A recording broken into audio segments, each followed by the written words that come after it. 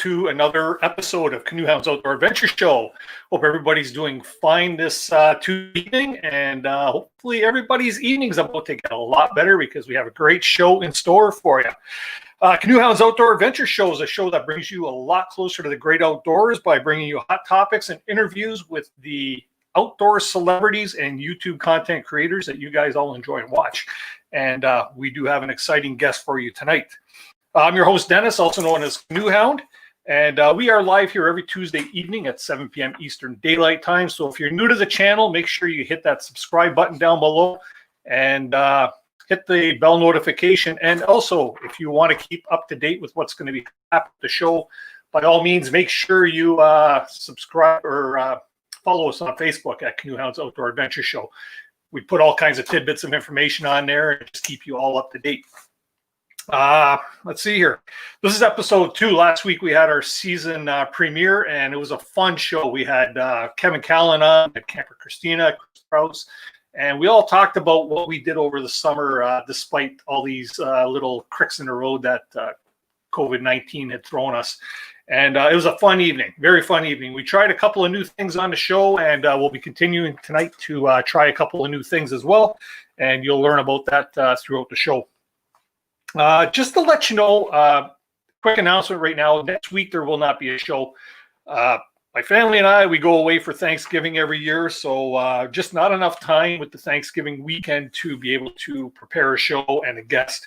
So there will not be an episode next week. I'll try to have a video up for you to watch, though. And with that being said, we will return on October the 20th, where we'll be talking with Stefani Van Wijk from the Madawaska Canoe Center. We're going to be talking about a lot of the things that they have to offer there, some of the courses that they have for whitewater, first aid, things of that sort. So it's a show that you're going to want to make sure you put on your calendar so you don't miss it.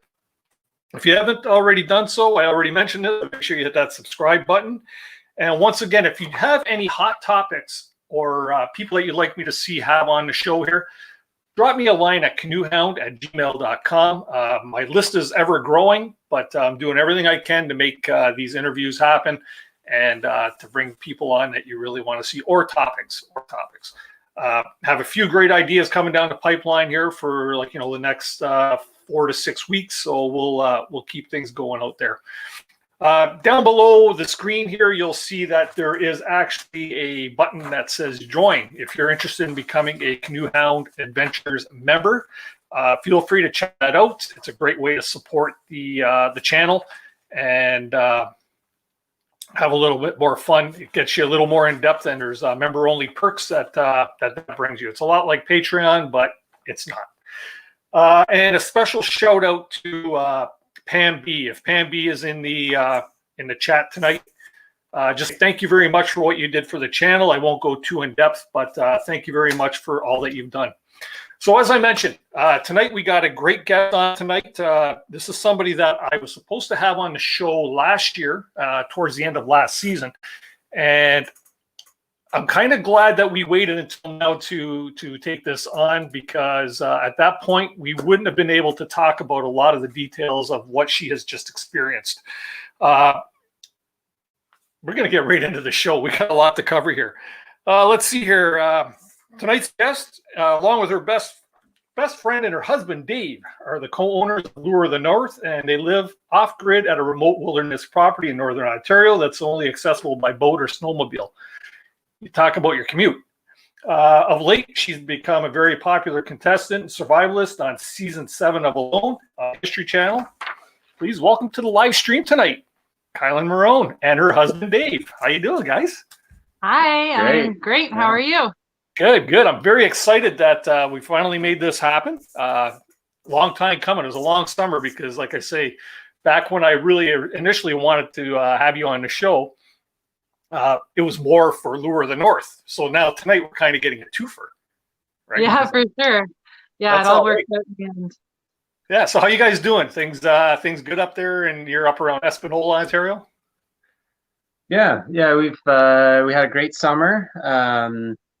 We tend to be pretty quiet in the summer, and this year, kind of after Kai's experience, we realized we needed to sort of slow down a bit of our work around here at the homestead and and just take more time off. So we've been doing a lot of climbing and exploring our local area. So yeah, it's been a great summer, but now we're starting to ramp up in our busy season. So yeah, getting kind of just wrapped into the fall stuff and getting ready for winter now.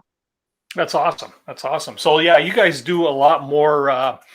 Like a lot of the facets of your business have a lot more to do with winter activity, and a lot of the products that you create and sell, I know, are pretty winter based. Correct? Yeah, for sure. So we are very much winter focused, and in the summers are kind of get ready for winter season. So we focus on the traditional handcrafting. So we sell do-it-yourself moccasin kits, mitten kits, snowshoe weaving, toboggans, anoraks, which are those cotton pullovers. And we've got YouTube videos explaining exactly, like, step by step how to do that. But then that is all kind of just the catalyst to get us out and using that equipment. That's our main focus, is a means to the end, and the end is getting out and enjoying winter. And so we have created a business surrounded by the gear to take you out, and then we guide people on intro trips all the way up to 3 weeks, heading towards James Bay area, using all of the gear that we are promoting and selling. Mm-hmm. And I had the opportunity to meet Dave actually personally at the Winter Camping Symposium last winter, and he was there doing a presentation on Lure of the North. Of course, Kieilyn was supposed to be there, but couldn't for good reason. And that was my first introduction to your business, was when I was at that show. And I seen the beautiful anorak that you guys had as a prize, a door prize. And boy, was I bummed I didn't win that thing, because that was almost art. Well, not almost art. It is art. It's art you can wear, right? So. Right. Yeah. That was actually, an anorak was the first piece of do-it-yourself clothing that we had. Neither of us made it, but my mom made it. Shout out to Bonnie. Yeah. Hey, Bonnie. So we were university students, and I read about this in the amazing book Snow Walker's Companion by Garrett and Alexander Conover, and had her make one. And I remember just how, like, I guess eye-opening it was to try out that piece of kit. And one of my first experiences was being on a portage, and the portages tend to be, well, you're in the forest, so you're out of the wind, but you also tend to be working really hard. So you get really sweaty, you get really warm, and you start taking off layers. And so we were working really hard on this portage, a winter portage. And we finished that, and we came out onto an open lake. And so all of a sudden, like, your environment has changed from sheltered forest, hauling these sleds up hills, to all of a sudden just out in the open, exposed to the wind. And I remember still have that feeling of, like, pulling it on and feeling almost like I stepped into a phone booth. And so that was, like, for us, definitely one of the things that it was this moment of, like, oh, this book, they know what they're talking about in this book. Mm-hmm. And and we can make clothing that works in the harshest environment. So it was kind of a big step for us that pushed us towards, like, making more and more of our own clothing, particularly based on a lot of what Garrett and Alexander were recommending. And also, you can't help but to feel cool wearing one. I mean, like I say, if I had one of them, it wouldn't sit in the closet. It'd probably sit over here on the set off. You know what I mean? But like I say, the one that you had at the show, and then I've actually checked out your website, and I've seen people can order these things, and they'll have different options as far as the decor, what's the trim or the accessories that go on it, and things like that. So, who does all the sewing? So our mothers, we have, my mother-in-law, Bonnie, she's a saint. And we've just recently found a local seamstress in our area just to keep up with demand as well. But yeah, up until now, it's just been a family run business. My mom, Dave's mom, and yeah, so that's Okay. And now you guys also sell other items. You mentioned sleds, you mentioned do-it-yourself, like moccasins and gloves. I know somebody that's in the chat tonight there, Pine Martin. I know he's got a few of your products, and I think he's got a couple of YouTube videos on that there where he did mittens and he did the moccasin. yeah, were they the moccasins or the ones that go up your leg? Winter moccasins, yeah. Okay, winter moccasins. Yep, there we go. And they look very cool, very cool. Yeah, So, yeah. tell We us a bit used about to make that. those. Yeah, we used to make the moccasins and the mittens as well for people if they felt like they couldn't make them. But we've just like ran out of time. I mean, the whole reason we stopped making moccasins was because I was preparing to go on a loan, and so last summer was the last like custom pair that I ever made. And because I knew I wasn't going to be here for this fall, and our winter season is so busy anyways.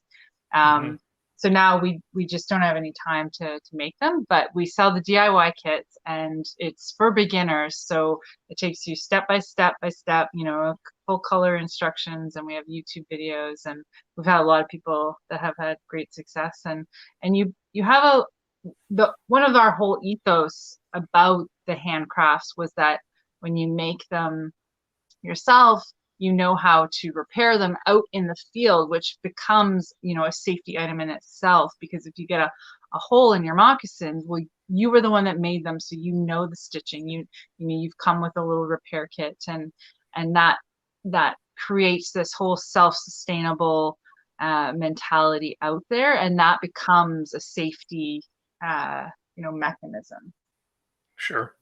And how many of your own products did you use on that show that you were on? So many. Yeah. Yeah. I mean, I made both pairs of mittens, the anorak my mom made for me, my moccasins, and then of course I wove those snowshoes out there, my axe sheath, and I even would like sew extra wool like into my sweater just in case I would get a hole in my sweater, that I would have like extra yarn that I could use to darn it, and all kinds of like little things like that where you're just thinking for 100 days. You're not just thinking of like, oh, this is like a 7-day trip. It's like, no, like this needs to last you until the end. And so I put an extra layer of sole on my moccasins, and I double stitched every pucker, and waxed my gaiters that I ended up using for the door, and all kinds of things like that like I made my beaver hat that I wore, my crocheted red Canadian toque. Yeah. She never even made a hat before. Fur hat. And a fur hat. She'd done lots of crocheting, but she never made a fur hat before. And I just came home one day and she's like, "Oh, look what I made." And it just fit perfectly, looked amazing. I was like, "How did you do that?" She's like, "Oh, I looked at some pictures and I just came up with it." That's awesome. That's awesome. Yeah. So everything that you do at Lure of the North, basically, it really helped you out on the show. We're not going to get too much into the show yet because I'm still stuck on Lure of the North. So how did Lure of the North? How did you get started with that? Well, we were when we were in university, we were traveling out west, and I was just trying to think of how far back we go. Yeah. But we were traveling out west in the summer, and working out on Vancouver Island. And I think we both had this idea, which I think a lot of people in this program, we were at Adventure Leadership Program at Laurentian, and there's lots to talk about mountaineering and climbing, and just the mountains. Everyone wants to go to the mountains. So we went out west, and we were working there in the summer, and then after we graduated, we started going there spring, summer, fall. But the lodge we were working at, Strathcona Park Lodge, which is an awesome place. We did 3 great years there.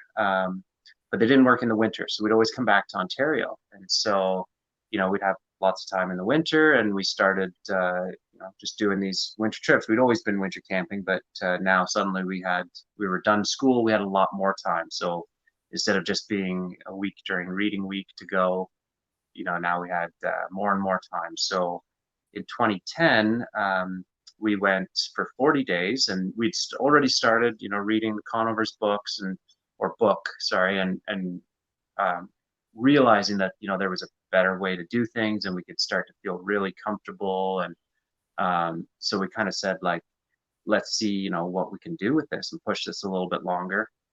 And so we did this 40-day trip, and we were just, I think we were both struck by just how much fun and how comfortable it was, and just this sense that we could have been out there indefinitely, as opposed to, I think, while we were still learning, previous trips always felt like you got home and you just, you sort of crawled home, crash on the couch, and you need a week to warm up and recover and, feel good again. Whereas this, it just felt like you woke up and you were fresh and you're warm and dry, and your gear was in good repair because you had a nice warm shelter to maintain things in. And so we both knew that there was, we were kind of onto something that not a lot of people knew about. We hadn't, until we found the Conover's book, we really hadn't been exposed to a lot of this style of winter travel. And but we were still going out west. We went out west one more year, and I think both of us were caught by this idea of being like, we were always thought the mountains, but actually now we're out here in the mountains.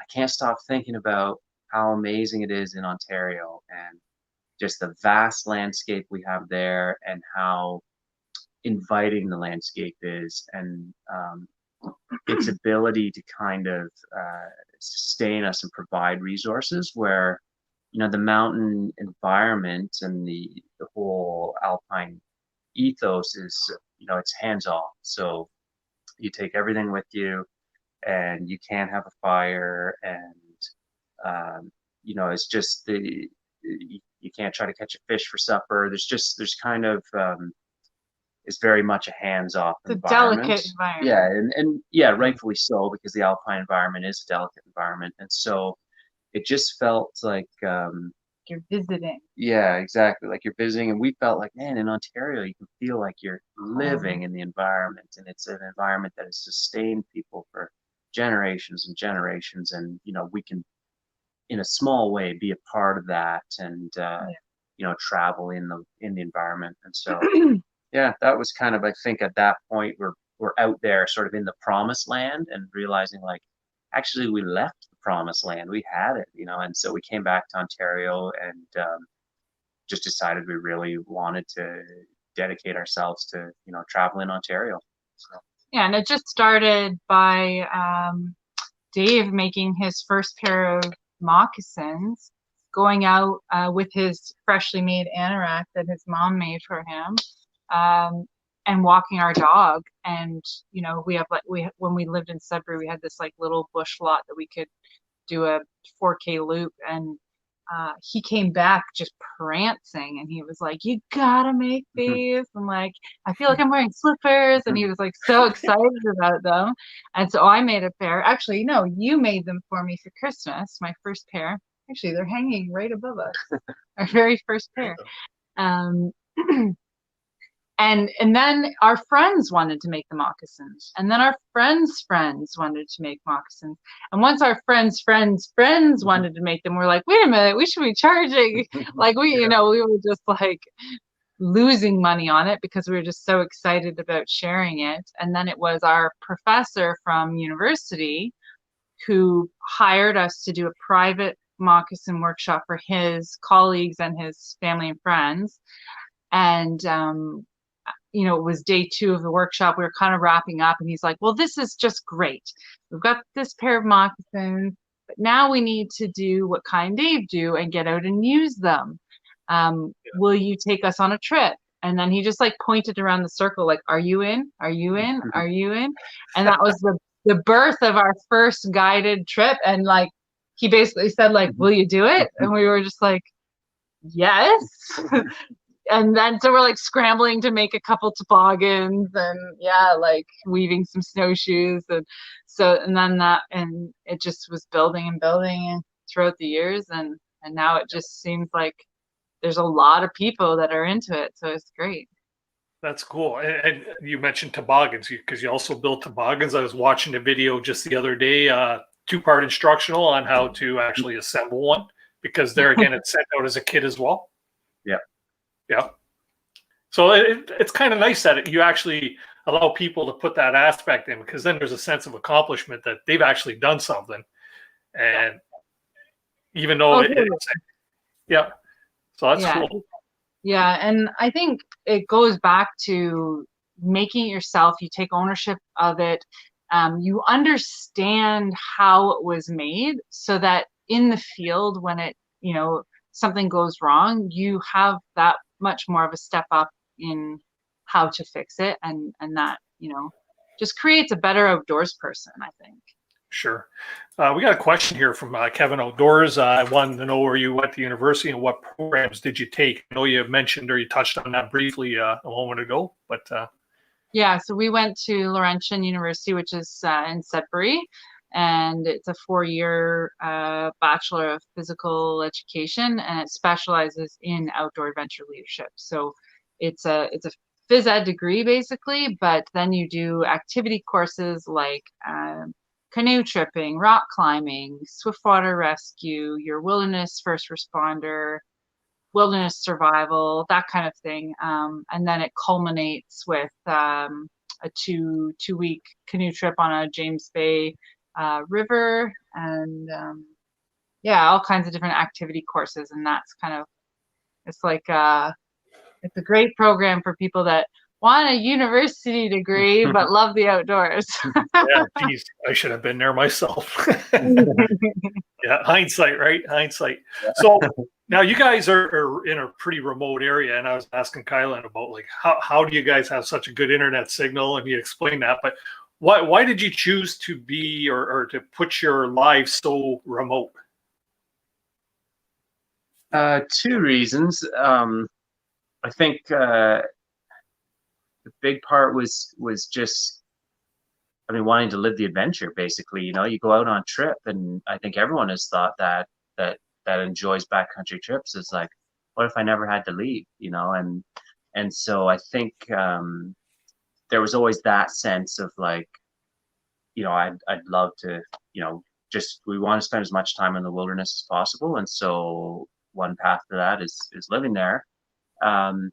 Also, I think the winter trips was something for me that I remember, early trips, and sometimes I think we've maybe gotten more efficient or maybe just less ambitious in sort of our daily goals, but it seemed like early years, we'd more often arrive to camp really late, and, maybe we were a little less experienced finding wood. And I remember, sometimes it's after dark and you're kind of going through the forest, and fresh snow's falling off the trees in your face, and you're trying to find a stick of nice firewood to bring back to the group. And I remember thinking like, this is amazing, I love this, but it would be really great if I also had like a stock of firewood that I cut 8 months in advance, and I didn't need to look every night. And so that was sort of this idea as well of like, okay, this is great, but it'd be nice to have also a little bit of like infrastructure behind us, to have a woodshed stocked of dry wood and stuff like that. And then I think the other piece of the puzzle was we couldn't afford anything else. So, I think because we sort of lost a little bit of the vision of the dream of the really remote living, because we had already started Lure of the North. And so it has this tug in another direction. It started to make us think, okay, that sort of wilderness cabin dream doesn't jive necessarily with now running a retail business on the internet and being able to have a little shop where we can produce all these goods and ship them out on a regular basis. And so I remember we kept kind of, I guess compromising is the right word, but compromising that vision a little bit of being like, well, actually, you know what? Maybe we need to have roadside access. maybe we need to have hydro where we are. And so that ended up, by the time we were finally ready to look for property, that's what we were looking for, was roadside properties.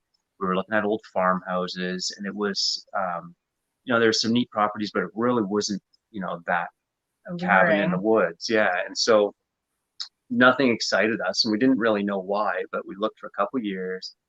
We weren't getting excited. Also, the prices were higher than we wanted to spend. And then all of a sudden, we see this property that's, a quarter, like a fraction of the price of everything else we're looking at.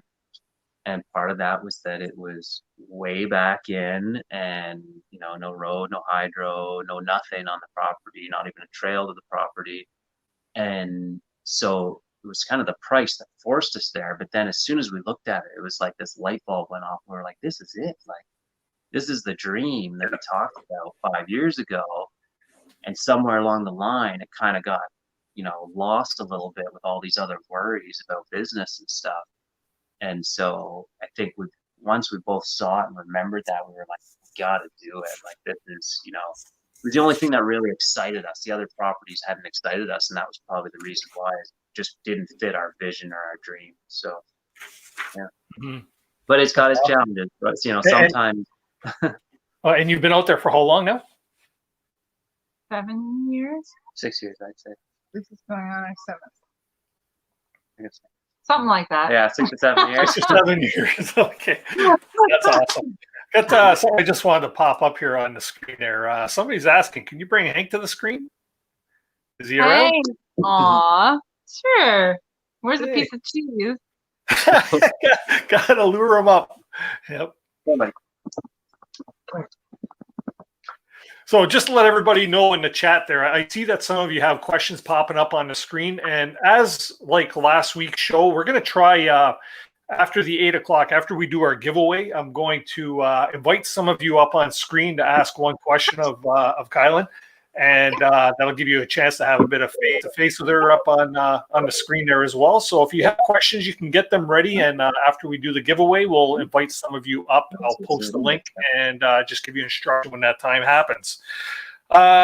Okay, so back to Lure of the North. We'll do another minute or so on that. There's Hank. Hey, buddy, how you doing? Well, you're done with the cheese. He's done. He's a big fella, huh? He's like, I don't know what's going on. Hey, buddy, how you doing? Look at that. Look at that face. That's awesome. I'm wet right now, so keep going. So you were talking about your expedition tours that you offer. What do you have coming up for this winter, and how is it going to be affected, obviously, by this whole COVID-19 thing? Yeah, well, so in the spring, when it hit kind of Canada and being like, go home, or, this is turning into a big deal. I was still recovering from Alone and had decided not to go on our last big trip on the Mississauga. And so I was at home watching like the numbers creep up, and updating family members that were on the trip with Dave. And so when Dave left, kind of things were normal. And by late March. Yeah, by the time they got home, I mean, you guys came home to a whole new world where it was like they got the last train from Moose River Crossing back to Cochrane, the last train, and then it just shut down. And so in the spring, we were preparing basically not to have a season coming up in 2021 because we figured it was going to, shut down all tourism for the summer, and then there would be a second wave, and it would potentially affect our entire season. People would be in a Great Depression, and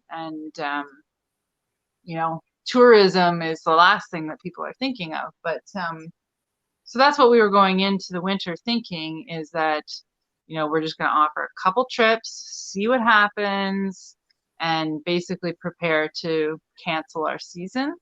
And when they got back from the Misnabi, we just put out feelers for the next or the last of the steps to complete the whole Misnabi, which is the Michipicoten, which is the very start, starting from Lake Superior. And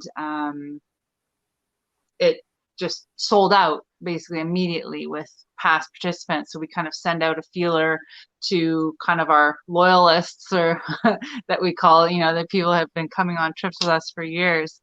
And it just like sold out. So then we're like, okay, like, well, we got to offer, you know, the training camp, because that's like how, you know, we get people into it. And then we got to offer the Life on the Trapline trip, because that's, you know, super popular. We kind of offered like our main staples just to basically put out feelers. And now our season is very close, you know, like doing very well. But again, we're still like not sure what's happening. And I think, like most companies, we're sort of listening to Health Canada, listening to, you know, the Prime Minister and the government, and seeing what is the next steps.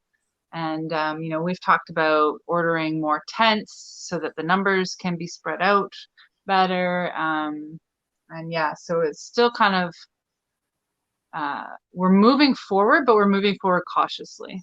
Yeah. Yeah, just like everybody else and everybody else that's in business, right? It's got uncertain times, as they call it, right?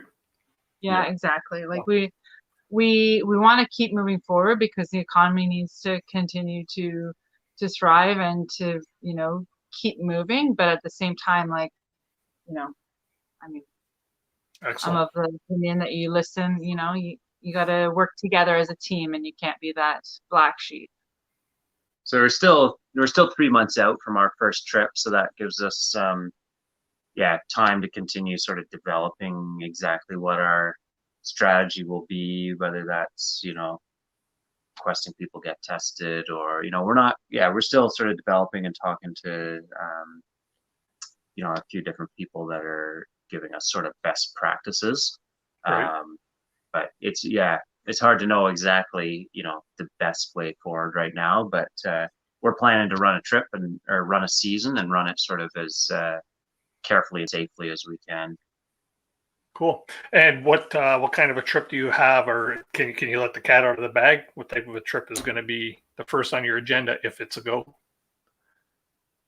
Right now we've got many on the docket. We've got 2 training camp / Vast Horizons, which is a week-long program where we spend the first 3 days here at our base camp, and we go through felling trees safely, how to select firewood, how to a bit of ice safety, how to pack the toboggans, wear the snowshoes, practice with snowshoes, chip ice holes, and then we go swimming.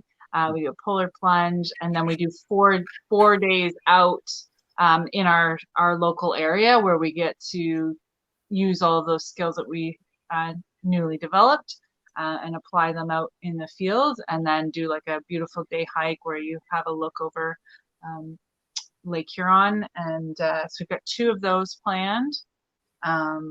We're doing another trip in Temagami, so we're doing a Temagami Lake Loop, which is going to be beautiful. We'll go through Wolf Lake and Lower Creek. Then we've got our Life on the Trapline course, where we're certified trappers on our local area here. We've got about 1,000 acres that we manage. And so we take people out on the line and kind of do it by foot in the old school way, setting traps, collecting beavers, and then a follow-up week back here at the homestead, where we learn how to butcher them, make jerky, we make beaver soap, and tan the hides. And so that's an intensive, it's either in 2 parts. You can sign up for 1 week or the second week, or both together. And then we've got 2 weeks on the Michipicoten River, from Lake Superior to the headwaters of the Misnabi. And that's sort of our big, you know, ambitious travel trip of the season. Yeah. Mm-hmm. Then we have a few.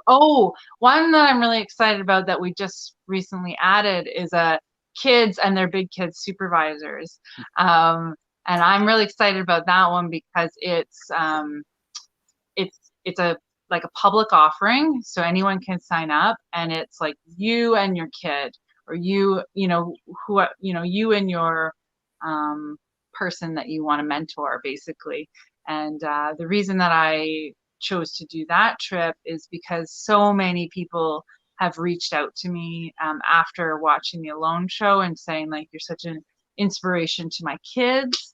And that meant a lot to me. And people sending me photos of, their kids making shelters and that kind of thing. And I just thought it was we're not sure about, because we do some private school groups, and we're not exactly sure how those are, whether they're going to run or not.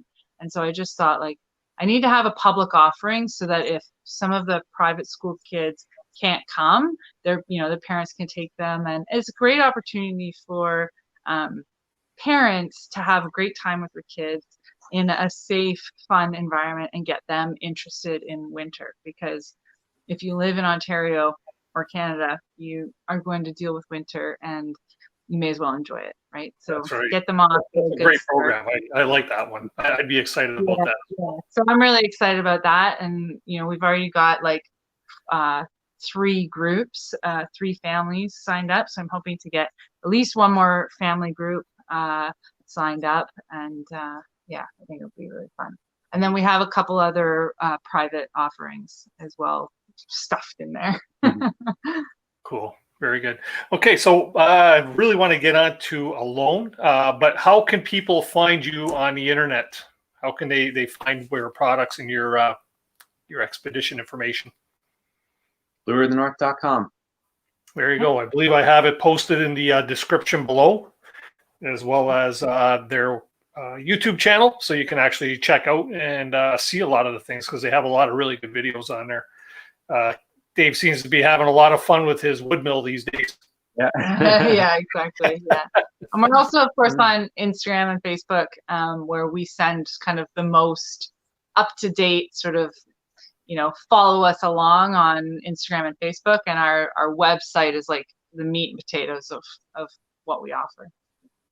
Super. So, Alone.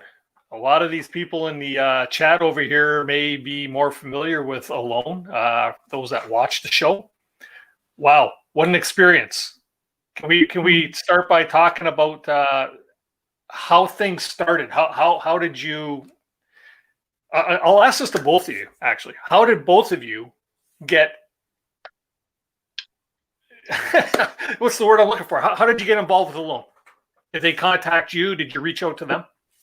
Well, I think it was the Bairds that gave it legitimacy for us, because we know Jim and Ted and sort of their exploits and reputation, and we respect them both a lot. And so was familiar with the show before that, but hadn't watched it, didn't really know much about it, and I guess just lumped it in as reality TV.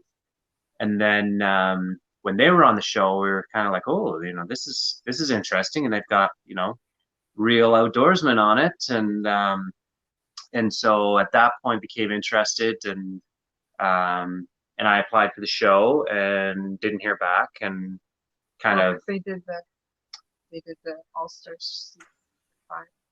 Well, actually, they contacted us and said, oh, that's like, so I said where we live and sort of what we do and about us and whatnot. And so the person contacted us and said, actually, you guys would be a great fit for this show about couples living, at off-grid wilderness properties. I said, oh, that's great. So we don't have to be alone. We don't have to go and starve. Like, you're just going to come and watch our lives. That sounds great. So I say, yeah, sure. Put us on the list. And then heard nothing. And so then I was contacted this or that spring, 2019 spring or whatever. And the lady said, like, you kind of got lost in this other file for the show that never happened. But she said, we just found your file, and we're really looking for cold weather experts. It's going to be a cold weather season, so we really want you to apply. And so I applied, and of course I, put information about how I live and who I live with, and they go, "Oh, you got a wife there? Well, get her to apply." And so that's where things kind of all went downhill for me. And you'll explain why.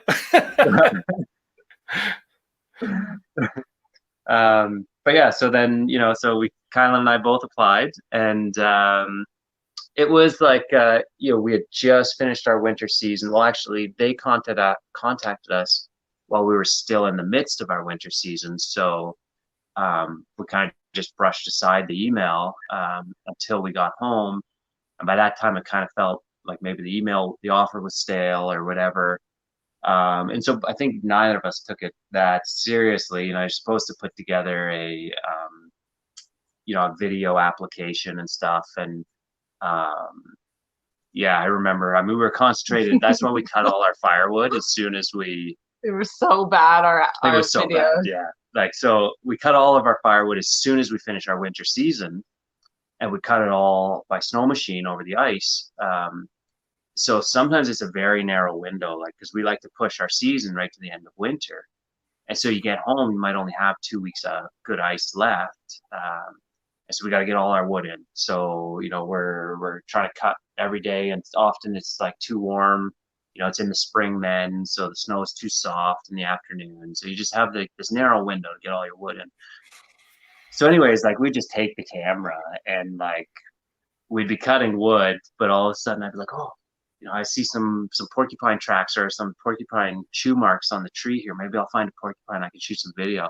So I'll be running to try and find a porcupine or something. But I got my chainsaw chaps on and trying not to show any The wolves will start howling, and we're like, turn off the snowmobile. Yeah. So we're kind of trying to capture these little wilderness survival moments, but actually we're working with snow machines and chainsaws, and it's just totally different than what we're trying to portray in our application. But it just we just didn't have the time to, it seemed something that I guess it just didn't seem that real. So you're like, I'm not going to dedicate time to this application that'll probably never happen.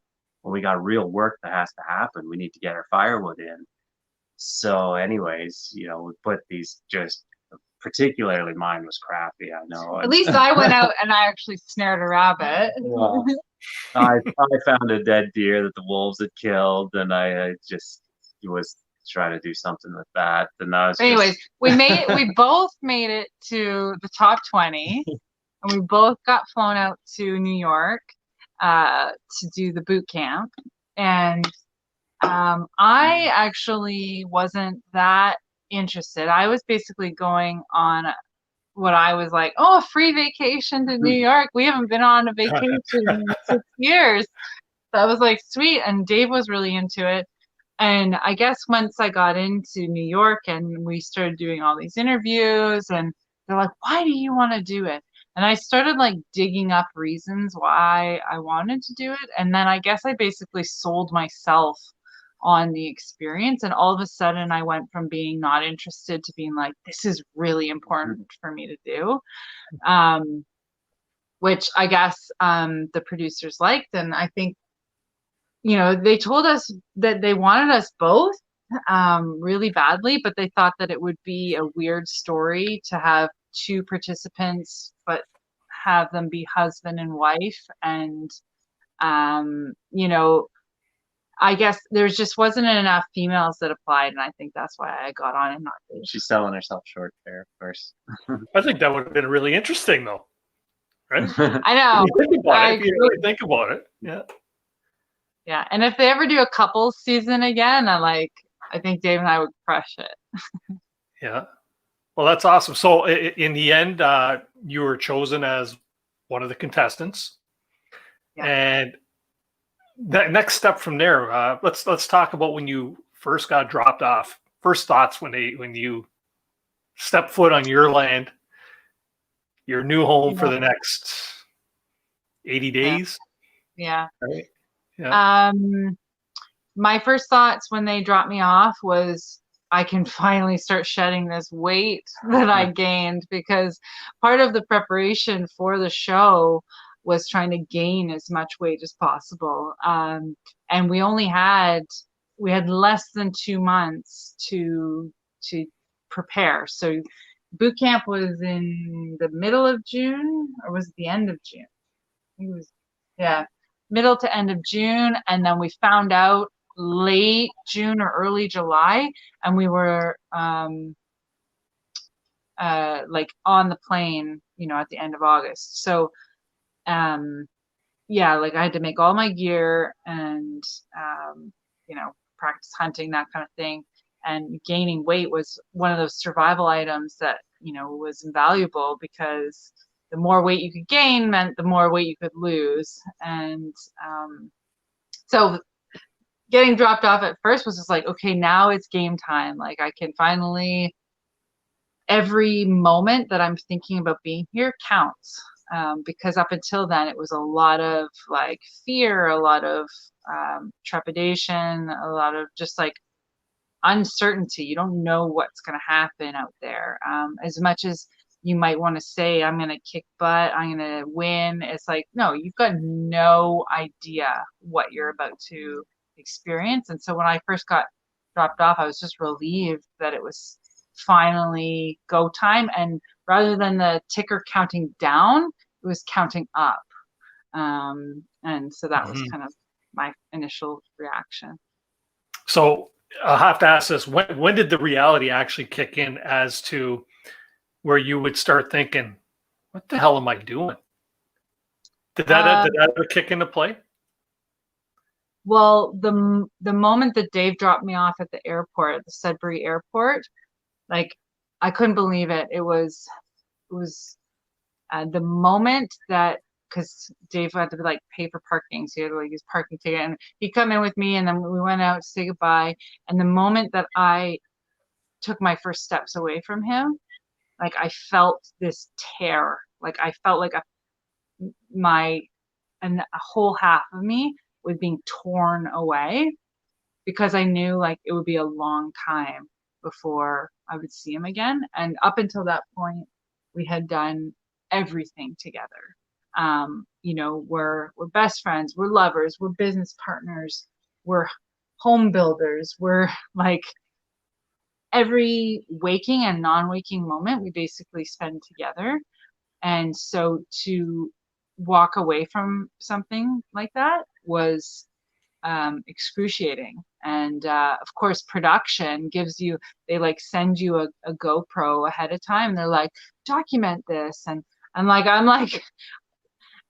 so I go and like, I go through security, and I'm like sitting in the corner, and I'm just like filming myself. And I'm just like, I feel like completely torn. And so that was like, no turning back. And then that exact same experience happened to me the night before launch, because we had really interrupted signal at base camp, where we had 10 days of orientation, where we did more camera training and just sort of kind of acclimatizing to the environment. And that last phone conversation with Dave was on my crappy tablet that just would sporadically die, especially in the cold. And it was already well below zero overnight before we were launching. And it was the exact same thing. The last phone conversation was just sort of like, well, see you at Christmas. And it was just like, yeah, it was a tear from part of me. And so launch day was a relief, because it was like, now I am counting up, towards seeing Dave again. So your stay of 80 days out there was more than 80 days away from Dave, obviously. Yeah, for sure. Yeah, it was about 100 days in total. So Dave, what was your take on it? Like, how did you feel when you dropped Kai off at the airport, and knew you weren't going to see her for quite a long time? Is that obviously it's going to be a little gut wrenching, but what was your take on that? Yeah, it was hard. I kind of told myself that I wouldn't allow any worry to creep in, because I guess I said like, oh, we've been through so much, and I know her experience, and so I won't be one of those people that worries that maybe doesn't.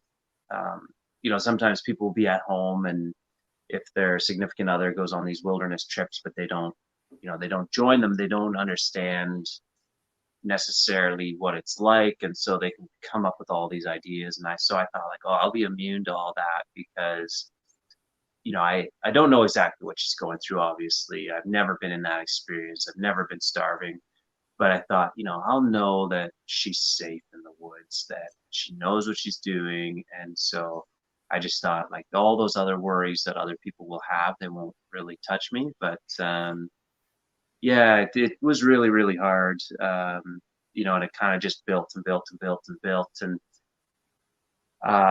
you get to this point where you think like after we sort of passed a certain point, like I thought, if she comes home early, great, that's fine. I know that she's going to be safe or whatever. And I just thought the way this season was structured with 100-day time limit, I just thought it really could make it easy for people to push themselves too far.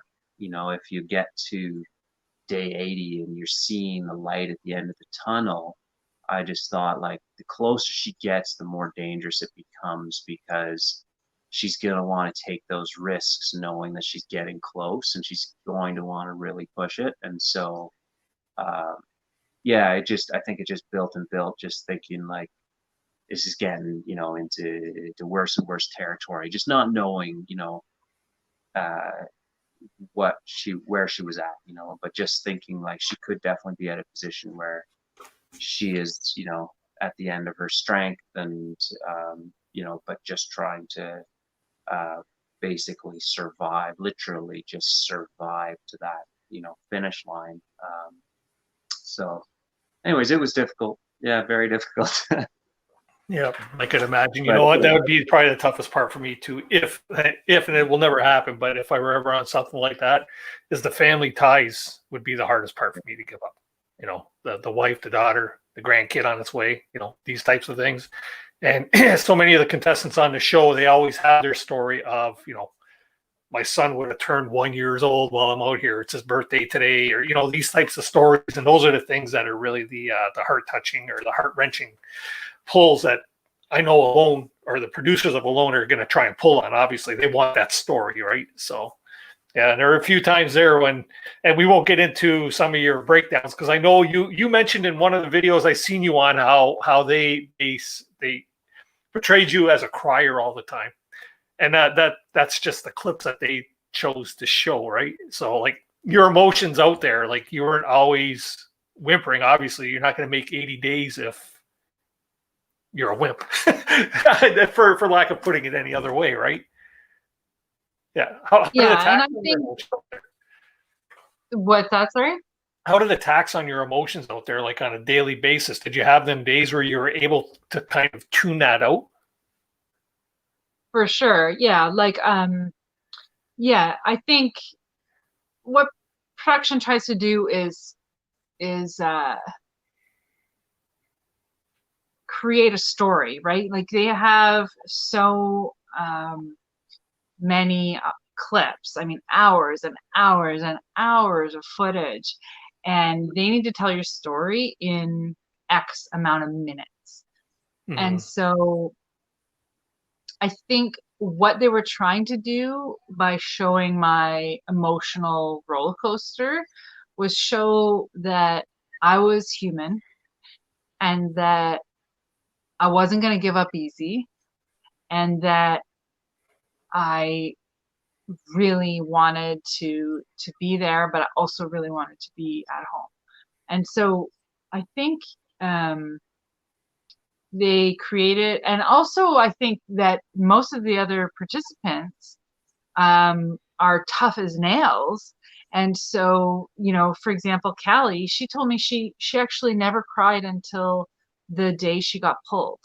And that astounded me. And so because Callie wasn't giving any tears, they had to pull all of my scenes with tears just to make it, a little bit more balanced. It was like, oh, Callie's this hardcore bitch, and here's this like whiny baby, So TV loves drama, and so crying because I was low or high, it didn't matter. They would, show it. However, I didn't mind it at all because I did cry, and I am a crier. Like I'm not gonna pretend that I'm not. I'm an emotional, empathetic, passionate person. And I think that in itself is a strength. And so, you call them breakdowns, but I call them just regrouping because without having experienced something like that, I don't think you can really comprehend. And of course, like, well, let's just use one of my amazing highs was catching, my first fish. That was like a total just collapse of control there, right? Like I had a tear in my eye in that scene. I mean, watching your emotion, I had a tear in my eye. That was awesome. And I think what they were trying to show was like, I need that fish. I need that fat. And I think they really hit home that fat was the ticket for everyone. I think episode 9 was like the episode of fat. People needed fat. And what they didn't show was that it took me, by the time the ice froze to the time I caught that fish, it was 6 days. It was almost a week of ice fishing, dedicating to ice fishing to catch that first fish. So not only was the buildup to getting the ice important, then it was a whole nother week before I caught that fish. And so I think like if some of my critics might call me a crybaby, it's like, well, put yourself in my situation where that the rabbits that you're eating are just basically just like barely getting you by, and your body is consuming yourself. And that lake trout is your best ticket to preventing your weight loss. And so to then get that, fish, or to not get that fish is either soul crushing or, an incredible experience. And so, I'm an emotional person. There's nothing wrong with that because I've seen some of the guys on Alone cry too. It's not a girl thing. There's nothing wrong with crying. I think people need to recognize that, showing your emotion does not have to be a feminine thing. It does not have to be demasculinizing. But the key is to be able to come out of those lows. Cry. There's nothing wrong with crying, but then get up and keep going. And that's what I think that the production team saw from my story that they thought was important to show, was that yes, she's a crier, but she's also made it to 80 days, and you can't argue with that. Mm-hmm.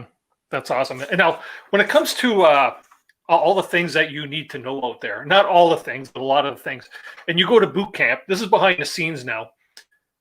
Do they teach you about the land, things that you can eat, things that you could forage for, how to do trapping for those that might not know how to already do it? Is that what the base camp or the boot camp is all about, basically, is teaching you about the land so you can thrive out there a lot longer? The boot camp was more of a test. So they weren't really teaching, but the orientation, once you had made it, so once you were, the top 10, and actually there was 12 of us there because there was 2 alternates, just in case someone just backed out at the last minute. Orientation camp was more like learning. So we did do like a plant walk, and but it was mostly focused on camera training. But the nice thing is that most of the participants were very much into sharing their personal knowledge. So all of us had kind of our specialty, and we were very much a sharing group, and have since, and I've stayed really close. And And so that was very apparent. And actually production even said like, oh, this is sort of unique. Like season 6, there was sort of like brawls and like not physical brawls, but a little bit of, you know, one-upmanship or just sort of keeping your cards close to your chest. And it just felt like our season, we just really wanted to make sure that everyone was going to be okay and that we could like pass some knowledge on to each other. So that was really cool. So you mentioned, you actually answered one of my questions a few minutes ago about the high point, actually catching that fish. What was your low point? What was your rock bottom when you were out there, besides having the tap out? My tap out wasn't a low for me. I felt very much at peace with that because my hands and my feet told me that it was time. So it wasn't a low for me. It was, there was this weird pull where I wanted so badly to be home, but at the same time, I also saw that light at the end of the tunnel that Dave was kind of talking about, where it was like, I can keep going. So mentally for me, like it wasn't a low. One of my lows, probably the smoke in my shelter was definitely a low. The moment where you see, I'm talking about how, you know, you go to your shelter for comfort and security, but where do you go when your shelter is attacking you? And that's where I felt like I couldn't be in my shelter and feel sheltered. I felt like I was being attacked, and you know, it got to the point where at the end of the night, I couldn't close my eyes because when I would close my eyes, they would burn so badly, and I couldn't breathe. It was pretty terrible. And then the next day, I woke up blind, and yeah, that was hard because I wanted to be there. I wanted to do well. I wanted to figure out what the heck was wrong with the smoke. So, you know, they show me trying to figure it out, but like, you know, I spent much energy on trying to figure out that smoke, to the point where like, I was just like, I'm going to build an outdoor kitchen because I don't want to be in my shelter anymore. I'm going to cook my food outside and then just go to sleep in my shelter. And that's, you know, because I couldn't, I don't know, it was like a localized low pressure system where the smoke just wouldn't escape. You know, I looked at other people's shelters and talked to other people, and they had very similar solutions to me. I mean, I didn't have any flat stackable rocks, so I couldn't make like a, you know, awesome chimney. Like Callie had, right? She had quite the setup there too. Yeah. Yeah, my rocks were either like massively big or just like these crumbly things that just wouldn't stack and just fall apart. So that was tough. What was your most disappointing time out there? Not as a low, but I know you had some issues with the moose. That was that was a hell of a moose too. But I heard the story on one of your chats there, and you kind of explained it. But can you give that to us in a nutshell? The moose for me was an amazing experience, and I don't even consider it one of my lows. You know, they make it look like this like massive deal. And actually, the night before, I had been calling that moose and talking to it. Like my first moose call, it responded to me, and it was pacing back and forth at the tree line. And I was hiding behind this rock that I ended up sleeping behind and just waiting for it to come out, but it never did. And so the next morning, I decided, don't give up on the fishing, just go there quickly, come back, and then call the moose. So I was just doing like an early morning fish. I was on my way back to go and grab my bow and call the moose again. And so it just happenstance that it just decided to like go and have a drink. And there it was.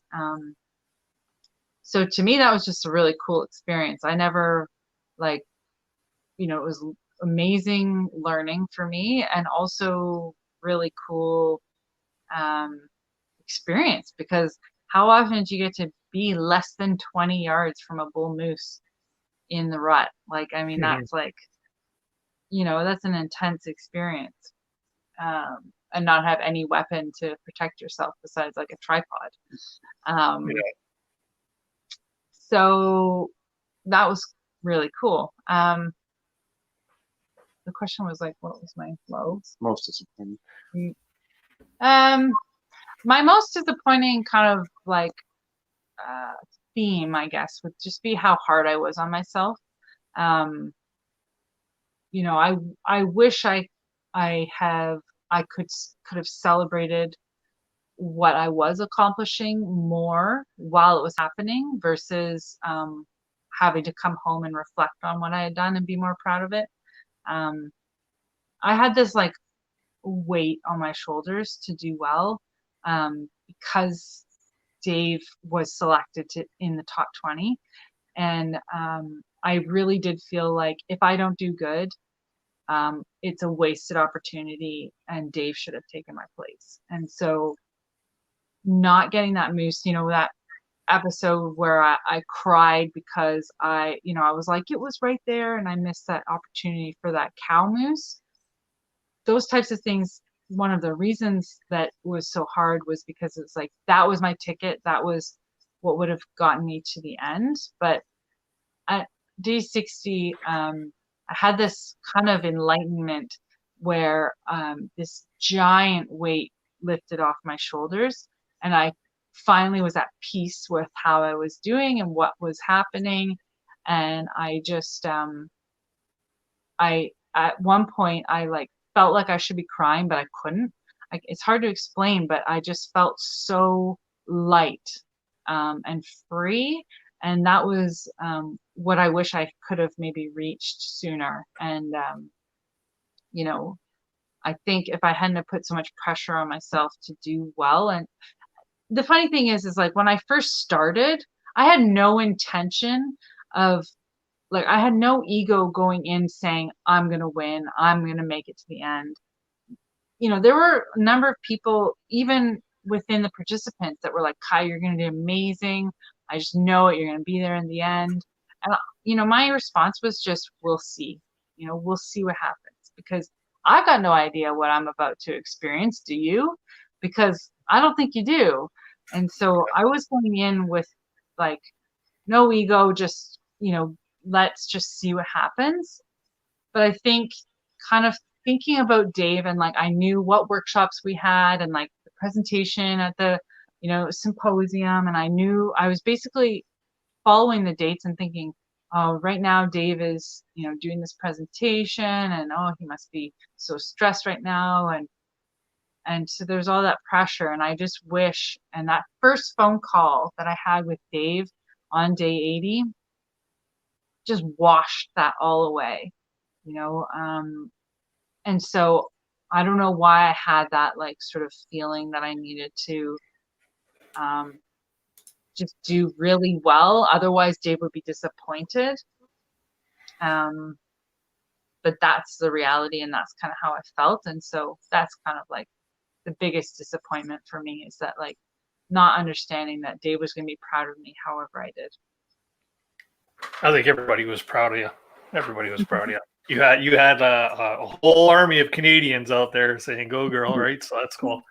So when it comes down to the whole alone aspect, how alone were you out there really? Now, what I mean by that is I know you have medical visits and stuff like that, maybe gear drops where they bring you fresh batteries or what have you. How often did that occur where you actually got to see a human face? I might just dip out now since this is mostly Kai's story. Dave, thanks very much for coming on, and we'll see you before the night's done. Okay. Thanks, Dennis. Thanks.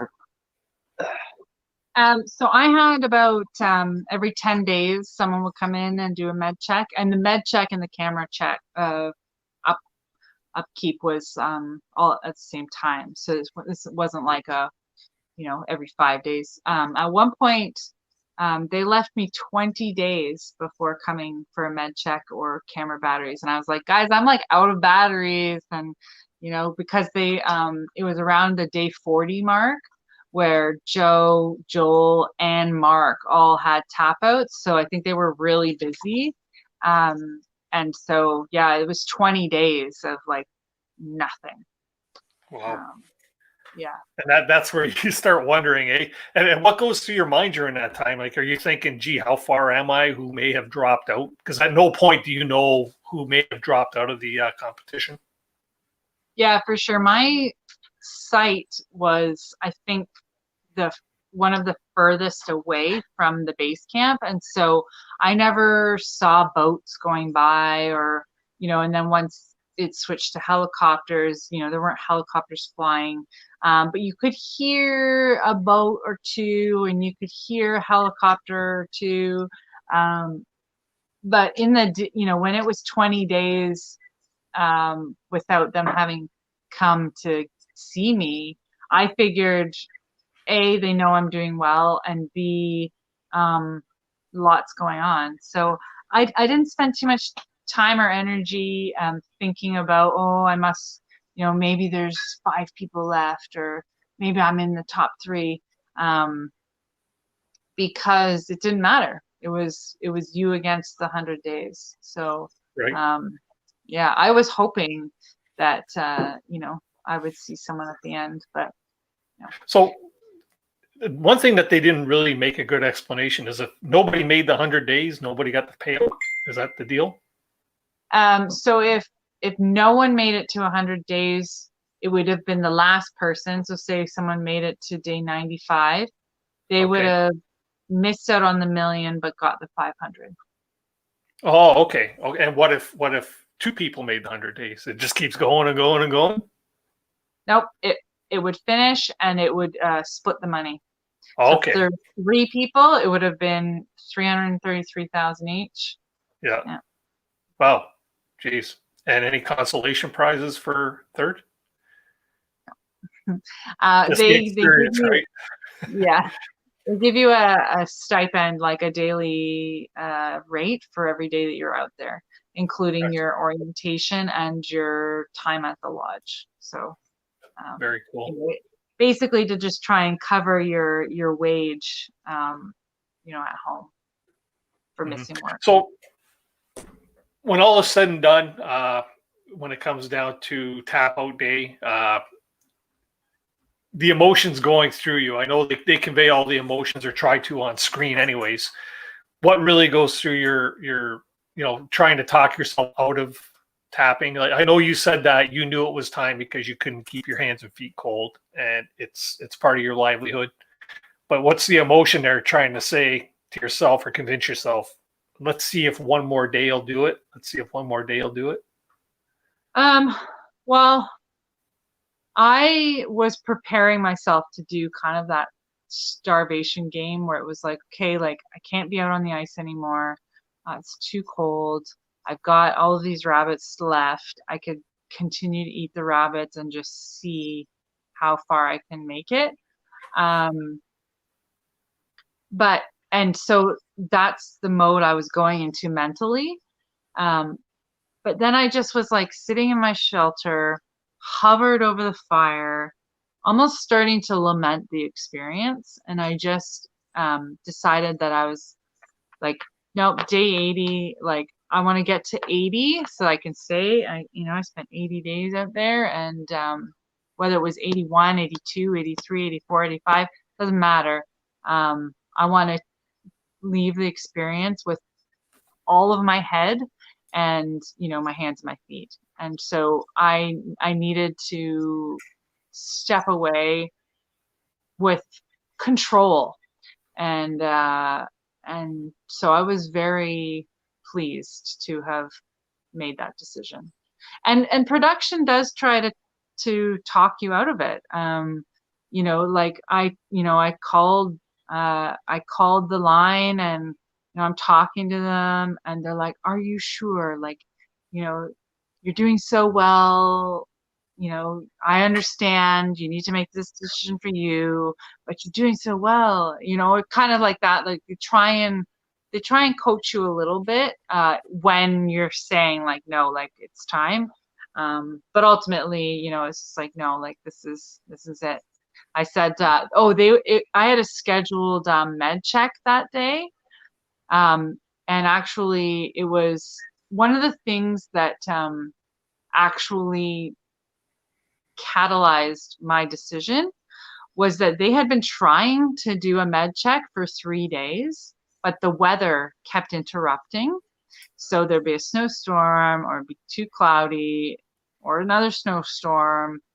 And, the morning of day 80, I said, are you guys, I texted, because you have to do a text in the morning and in the afternoon. I said, are you guys coming for a med check today? And they said, weather permitting. And so that was the response, weather permitting. And that was like, nope, like, I don't want to wait for the weather. Like, I don't want to have to, if another snowstorm comes through, I don't want to be here anymore. Like, I'm done. And that was the real, like, okay, like, that made my decision for me. I said, I texted them back and I said, save a seat for me, because they have to, depending on the med checks, like, sometimes they have to do 2 helicopter flights, Okay, right. for camera crew or the doctor and the safety team.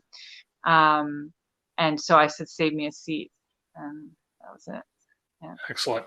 And just before we get into doing our giveaway and inviting some people up on screen to actually ask you questions, through this whole experience, you've obviously made some great friendships. I watched a Instagram live that you did the other night with Callie, and it seems like you guys have created a bond, even though she's way down in the U.S. and you're way up north here in Ontario. But how was it affected? Are you guys very close? Do you communicate a lot with a lot of the contestants that were your competition on the show? Yeah, we have a group chat, like, on our phones, and people are texting daily. It's mostly right now, like, when it was when the show was airing, it was very, like, personal and, like, compassionate, and we would have phone calls. Anytime I talked to one of them on the phone, it would be a minimum an hour, sometimes 2 or 3 hours.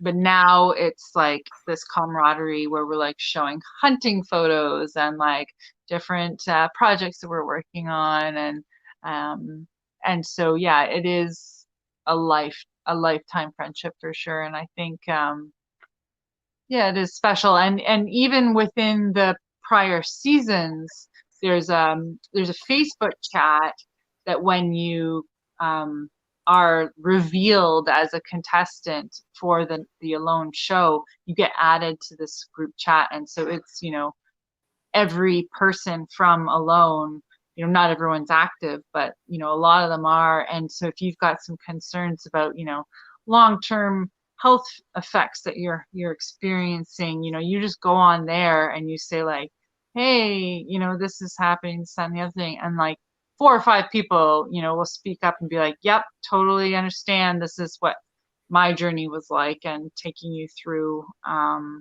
their healing process, because it isn't just the 80 days that you experienced on the show and the prep before it. It's the aftermath and, like, dealing with it, because it's long term. Mm-hmm. That's awesome. That's awesome. Okay, so Kieilyn, I know we have a lot of people in the chat that have questions for you. Hopefully you have a bit more time. Yeah, for sure. Okay, great.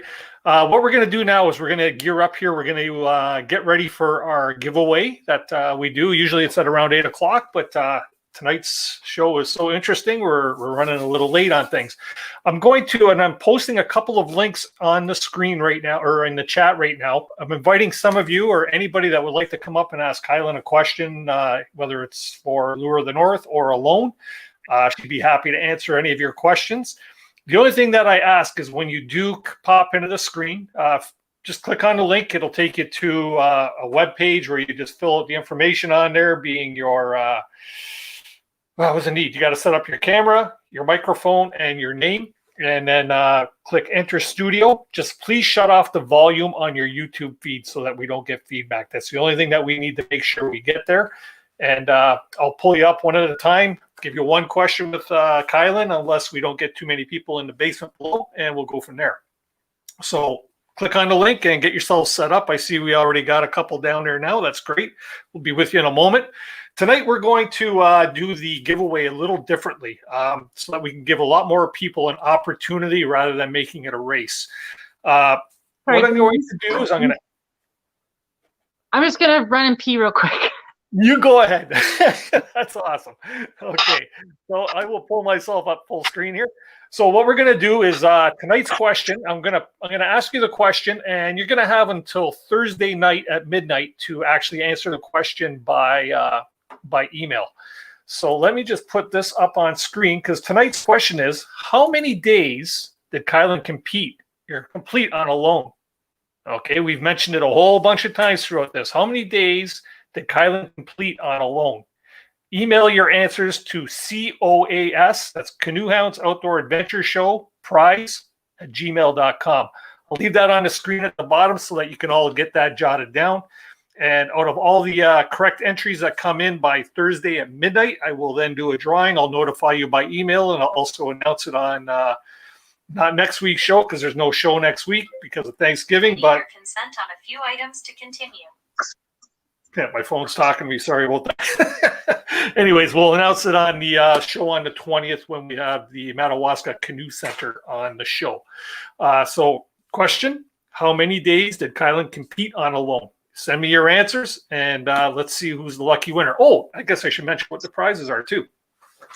I will be giving 2 lucky winners, of course, as usual, my Canoehound Outdoor Adventure Show and Canoehound Adventures decal packs. I will be sending that to you, but Kieilyn is also kind enough to be sending 2 lucky winners. Let's see here, a mug, a Lure of the North mug, and a Lure of the North buff. So the winners will also receive that. So you're getting 2 prizes, one from me and one from Kieilyn. So we got Kieilyn back, and let's see here, add her back to the stream. Hey, welcome back, girl. And I see we have somebody down below, somebody you might be familiar with. We have Pine Martin. Martin, how you doing? Martin. Hi, Kieilyn. Hi, Long time no see, my friend. Yeah, it's been a while. Hope you're doing well. I've been well, yes, thank you. All things considered, yes, I've been very well. Good stuff. Kieilyn, congratulations. That was an impressive display on alone. My wife and I watched that week after week. We never watch TV. We don't do appointment TV, week after week or anything like that. We'll watch a whole season of TV when the whole show is done, and that's how we've always watched alone. But this was an exception. We watched this show religiously. You were our girl, and we were rooting for you. So it was so nice to see how well you did. Thanks very much. You did us all proud. But I had a question. Thank you so much. You're welcome.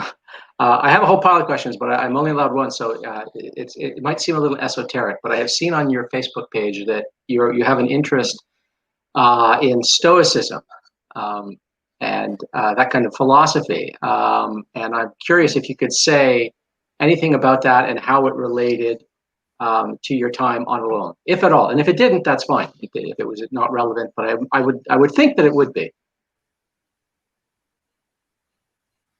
I'm so sorry. I missed almost all of the question. I don't know if the connection got broken up.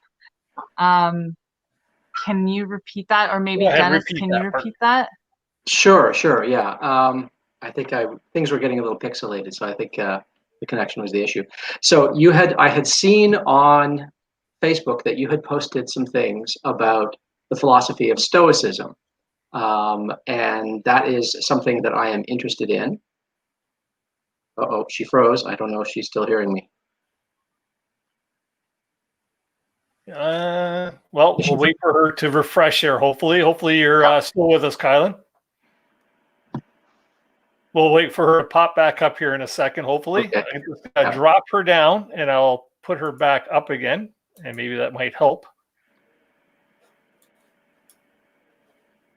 Yeah, she may have lost signals. So, Kieilyn, if you can hear us, just leave the chat, and then you can come back in again just the same way you did originally, Kieilyn.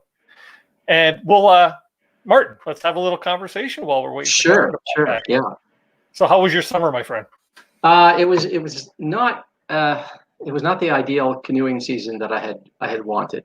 I think that's true for a lot of people because of COVID-19. I had all kinds of big plans. They all went out the window, and the lockdown happened, and then things started to open up, and I was happy. I'm going to be out there on Crown land. It's going to be great. I managed to get in a couple of canoeing trips, but then I developed a really severe case of tennis elbow in my left hand, and I couldn't paddle a stroke for the last 2 months, which was like the 2 best months. So I got some early trips in, but that was it. After that, it was just backpacking trips and day trips and the odd overnighter. So it was not ideal, but I mean, I'm healthy, I'm well. This is, as they say, first world problem. So I'm just fine. How was your summer? Good. You know what? It was a lot better than I had expected it to be, and I think everybody, or a lot of people's summers, were a lot better than they expected it to be based on this whole pandemic thing. But it's good to see you out and about here now, because I know a lot of people had questions, wondering kind of, where's Pine Martin? Has anybody seen him of late? And it's been one of those things, right? Yeah, it's funny. I was very, very touched, actually. A number of people reached out to me and said, Martin, we haven't been seeing you, out there. You haven't been posting photos of trips or anything like that. And I was actually deliberately keeping some distance from all of this stuff, because I was sort of feeling the lack of, outdoor canoe tripping experiences that I normally would have enjoyed. And I was sort of feeling their absence. And I found that when I was watching YouTube videos of other people's trips, it was bothering me. It was sort of making the fact that I couldn't go out as much as I wanted to, in ways that I wanted to, and for the duration that I wanted to, all the worse for me. So just sort of my own mental well-being, I thought, I'm going to step back from this, because it's kind of driving me crazy.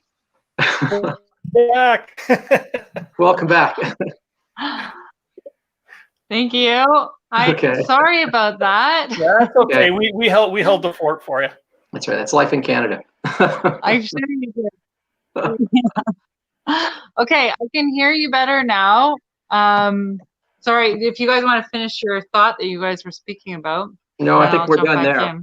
We're done there. We're just touching base because we haven't seen Martin in quite a while, so it's good to see his smiling face again. Okay, so we'll let you ask Kyle. Okay. Uh-oh. Oh no, it's like freezing again. I know, and this time it's Dennis. Dennis, you're freezing up.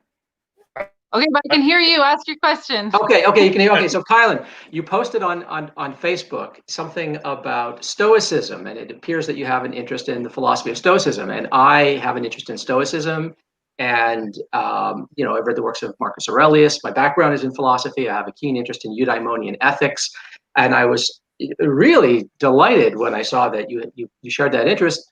I'd like to know, to what degree, if at all, Stoicism played a part in how long you lasted and what your experience was like on alone. I can only imagine that it did, but I don't want to presume that. But I'd love to know your thoughts on that. Yeah, that's it was huge for me. It was something new that I was introduced, actually completely on a whim. I had heard of Marcus Aurelius, of course, just through life in general, but never studied philosophy. And I always thought of philosophy as some, you just picture this room of white old men just hanging out and just talking about it. But when I picked up this one book, it was modern day writing that I could really understand and relate to. And it was Ryan Holiday, The Obstacle is the Way. And it was a part of my preparation for Alone, was to read up on just sort of like positive outlook and, just getting yourself in that mindset. And this one book in particular summarized Stoicism to me in a way that just made so much sense.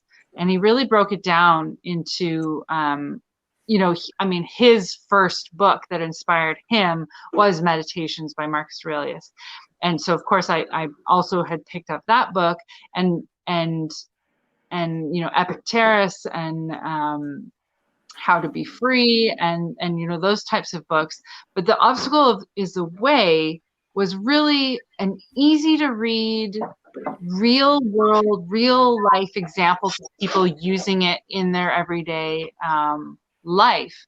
And what I loved about his explanation of Stoicism and philosophy in general was that it wasn't about just sitting around and talking about it. It was reading about it and then getting out and doing, practicing these types of mental exercises to get you further, to get you where you wanted to go. And meditation and visualization and tenacity and, you know, action were something that has been a part of my life since I was 4 years old and I, you know, became a gymnast. But to me, I've never been a religious person. I grew up, I was raised, you know, a Christian. I got baptized. I went to catechism, became a member of the church. But there was always something it just didn't connect with me. And Stoicism was the action that I was finding that was missing from religion. And so it really has become my religion in a lot of ways. It's very much a practice. It's very much a practice. Yeah, exactly. And you don't just sit around talking about it. You know, you do it. And the way that Ryan Holiday broke it down was in perception, action, and then your will. And those three overlaying categories were so relevant to my whole alone experience because it was basically just like perception, action, will, repeat. And it just really was,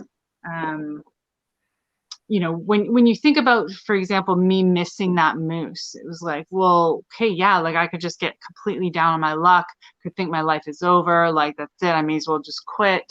But it was like, no, like this was like a really cool learning experience. It was a beautiful experience.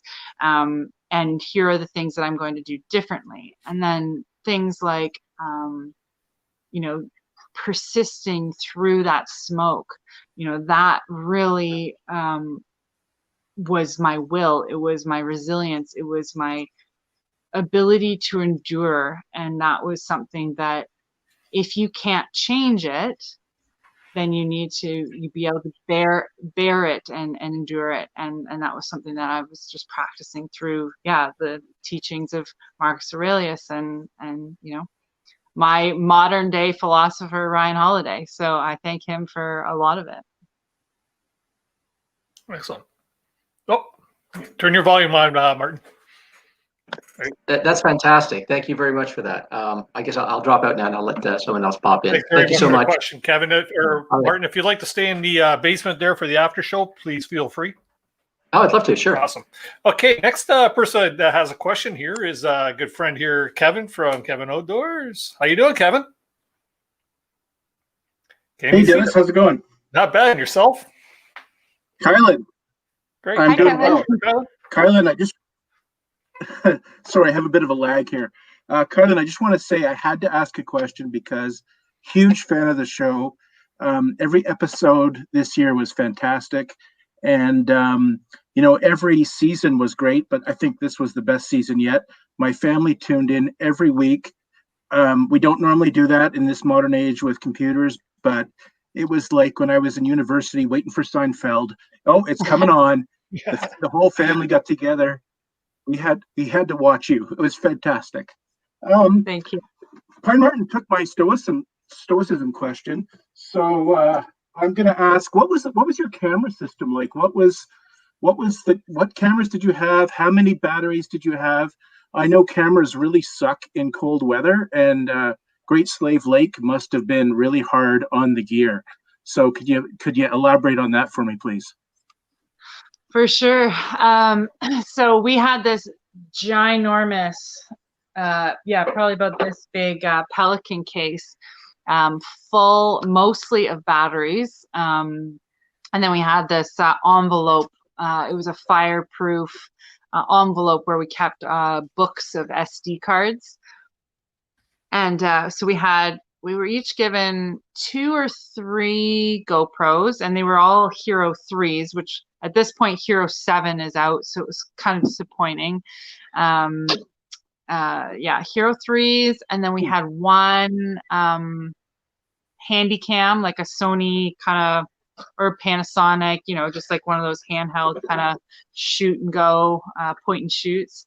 And then we had one, I don't remember what brand it was, but it was like a more serious camera, and it had those great big batteries, and it had 2 slots for SD cards. And so that was the main camera, and it had like an audio boom, and we had a lav that we had a mic that we would clip on our shirt.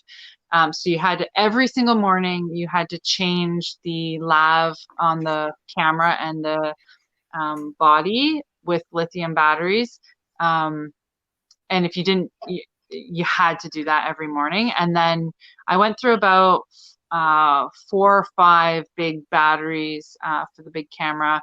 And I basically gave up on the GoPro by day 30 or 40 because in the cold, like, yeah, just no chance. Even if you had the battery and the GoPro down your pants, like, you know, it was just not happening. And actually by the end, the big camera, it wasn't even turning on. So they actually used some of the footage from the day 60 time, you know, when things were not going well with the smoke, when I was like, you are your own worst enemy or whatever.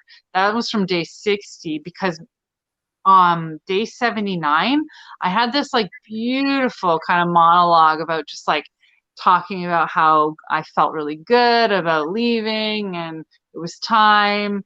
And the audio was just not working at all. And so that was really disappointing, you know, not to have gotten that on camera. It was just me like talking like this and no audio. So they couldn't obviously use it. So can I just ask a question related to that? Was there any time out there, like I know you're shooting your shots and it's supposed to be all natural. Were there times when you felt like you were acting at all?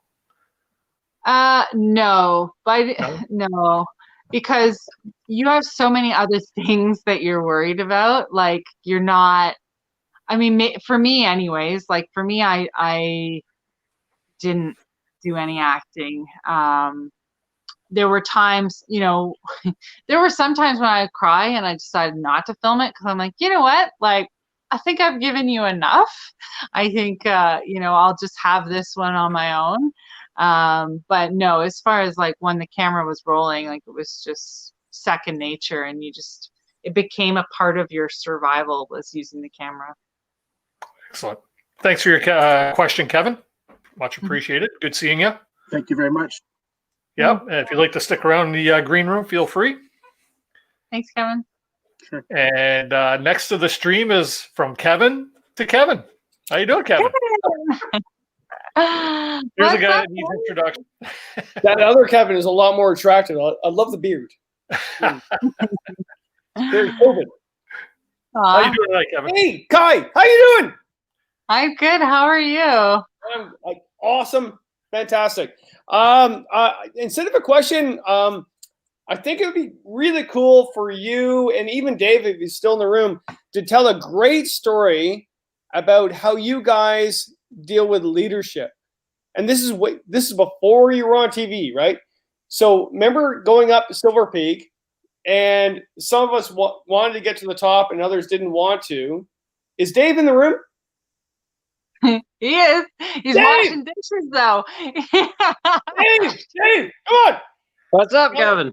This is a really good story. Tell them how you dealt with that issue. It was a really good leadership issue. The whole we all had to be blindfolded.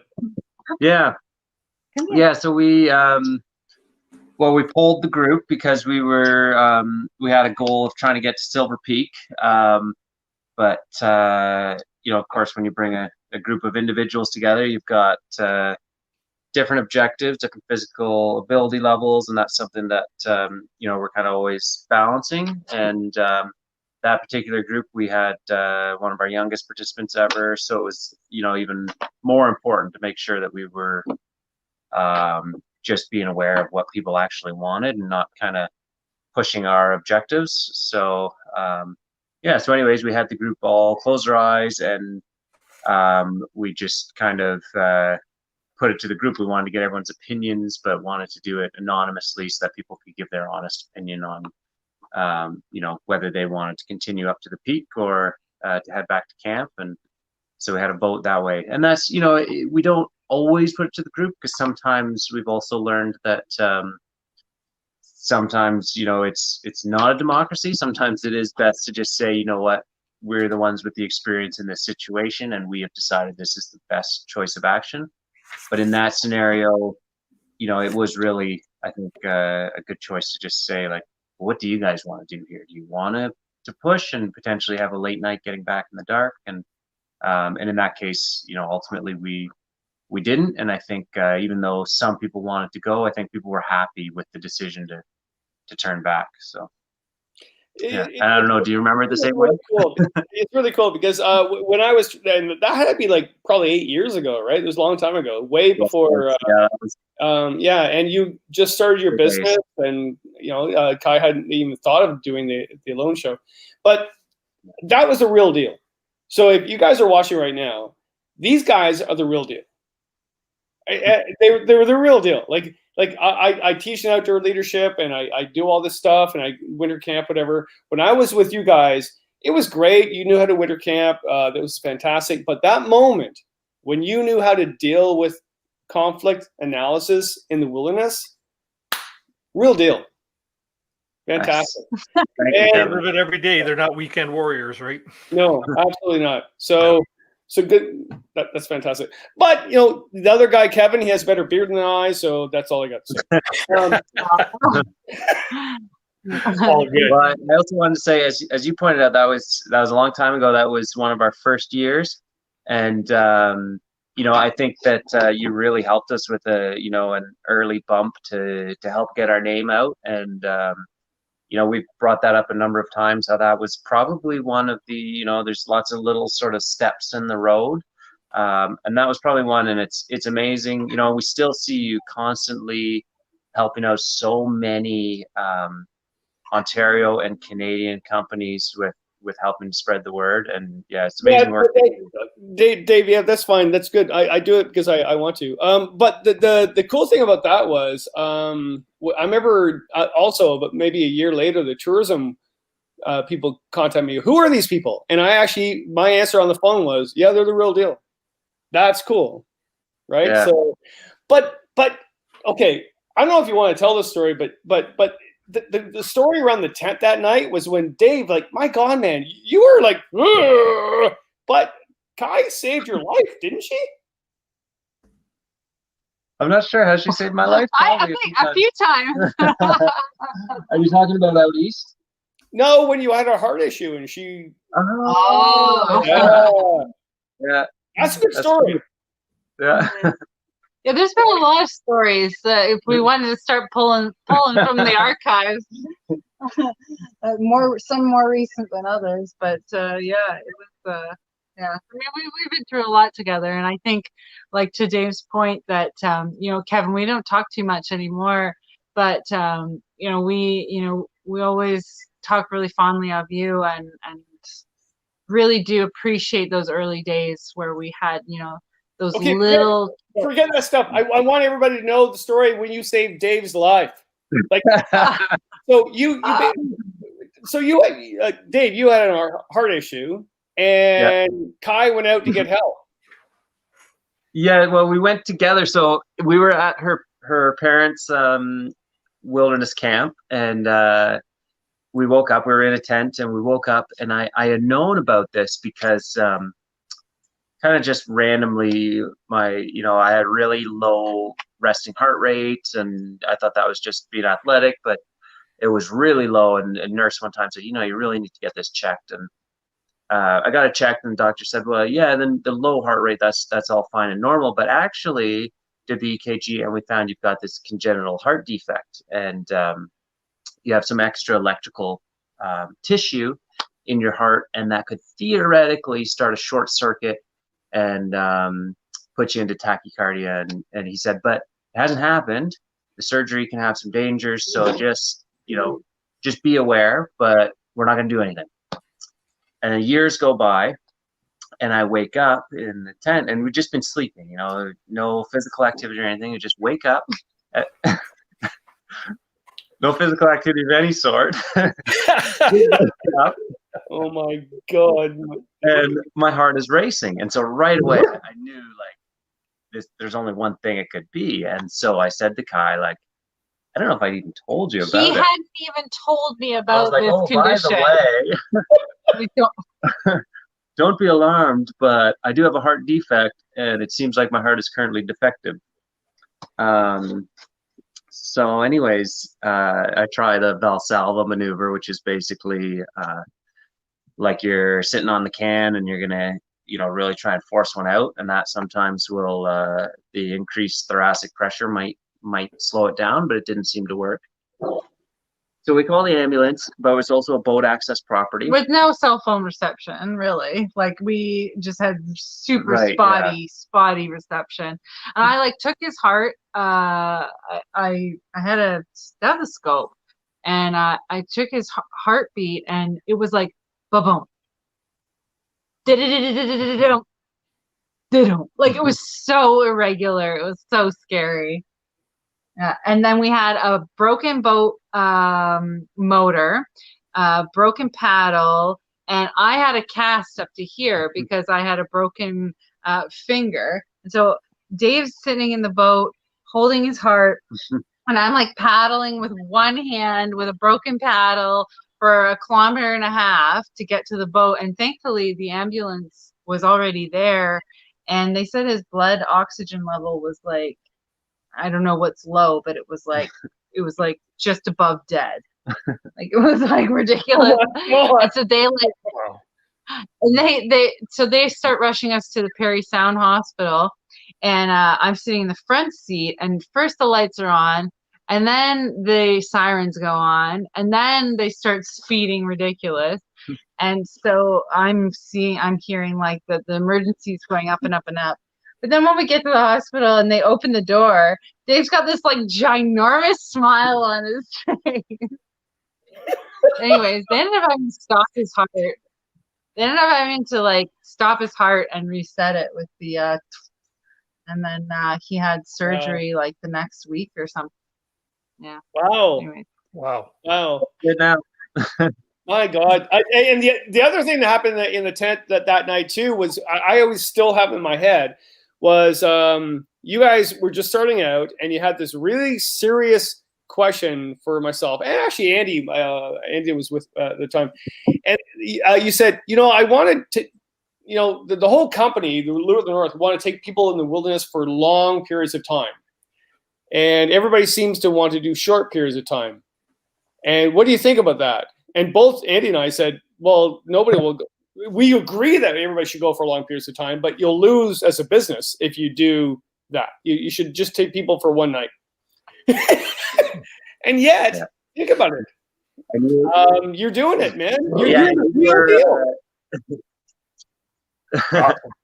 You weren't the only one. We're gonna move on to our next question. Oh, sorry, Kevin or Dave, you were saying? Oh, I was going to say, you weren't the only person telling us that. That was basically what we heard from everyone was really short trips. People want to just get out, get the experience, get the tick mark, move on. And this whole idea of long wilderness, immersive experiences is kind of dead. And so, we were so excited to get people out for an 8-day trip. And for us, that was like, that's going to be the ultimate. We'll start try to get people out for the weekend. We'll try to build them up to 8-day trips. And then a few years after that, we offered 2-week trip, and it filled up, and we could see there was a big appetite for that. And then a couple of years ago, we offered our first 3-week trip, and we've done a couple of those now. And now next winter, not this coming winter, but the following winter, we've got a 13-week trip. 90 days. 90 days. Oh, 700 kilometers from Lake Superior to James Bay. And we have 8 people signed up already to join us for the entire length, which has been just for us. You know, we thought if we get a couple people to sign up and then, you know, maybe people join us for legs, but to have people that say like, this is what we want this type of like season long, Wow. life-changing, life-affirming experience is It- amazing. So So it's been should all quite go a journey for us to blindfold see now, that. Dave. Let's all go blindfold and actually put our hands up if we want to do a 98 trip. Yeah. That's fantastic. It's great. So glad you guys are still in business and doing really well. And Kai, fantastic what you did. I watched it. It was fantastic. And really, I would have cried a lot more than you did. So, all right. Next person. I'm off. I'm gone. Stay in the green room there if you can, Kevin. We'll talk soon. Thank you. Hi, Lita. How are you doing? Kevin. Thanks, Kevin. Hi, I'm doing great. Thanks for having me. Great. You got a question for Kieilyn? Yeah, I guess I just wanted to say first that I was definitely really proud of you as a woman. I'm the same age as you, I think, but you're sort of just at so many next levels of where I would want to be.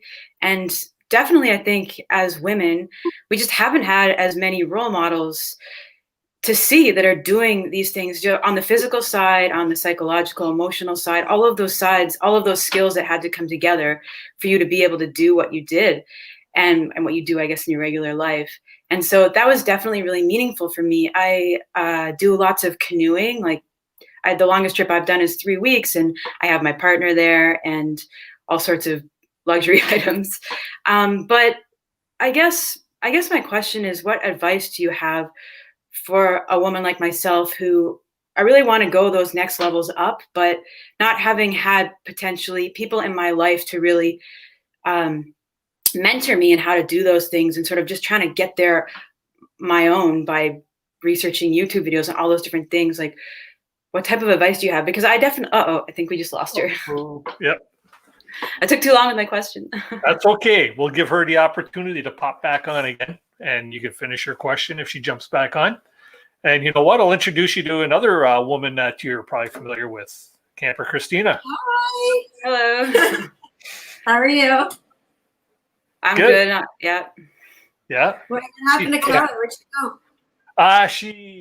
They keep experiencing these little technical difficulties. Oh, here she is. She's back again. Welcome back, Kieilyn. Yeah, sorry. I just switched it off of Wi-Fi because I think maybe we've because we did the live stream on Thursday. I think we've like ran out of data. So I think Oh, sorry. I put it on mobile data now, so it should be okay. Is it Lita? Is that how you say your name? Yeah. I heard all of your like front loading of the question, and then I kind of missed just like the last bit of your question. So, Right. What advice? what advice? Oh, okay. Yeah, I'm just wondering what advice you have for the women out there who maybe they just want to take their wilderness skills to the next level, but there's just something holding them back because maybe they don't have the physical skills or the whole package to get there.